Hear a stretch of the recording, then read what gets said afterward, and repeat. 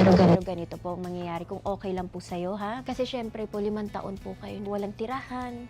Mahirap po yun. Oo nga. Kaya para payagan po tayo, meron lang doktor nakakausap sa'yo, i-check ka lang niya kung healthy ka, kung kaya mo po umuwi. Kasi gusto ko po safe ka at okay ka. Napakahirap at napakalakas niyo po. Laban na laban ka talaga, Kuya Jesus. Samahan po kayo dun sa doktor. Tapos po ayusin ko na para mamaya uwi ka na sa Bicol. Pag uwi niyo, hindi po ako titigil sa'yo, Kuya Jesus. Sister. Sister mo ako. Kaya hindi lang po itong tulong na ito, hindi po to galing sa akin. Galing to kay Lord. Naghahanap ako ng mga taong mabuti. Yung mga taong katulad niyo po. Pero po, hindi naman po ako lumapit sa'yo. Ikaw ang lumapit po sa akin. Parang hindi ka binibigyan ng pagkain eh. Oh, narinig niyo po. Narinig ko. Tas nagbilang ka. Pero kilala mo siya. Hindi. Hindi po niya ako kilala. Lahat po ng camera tago.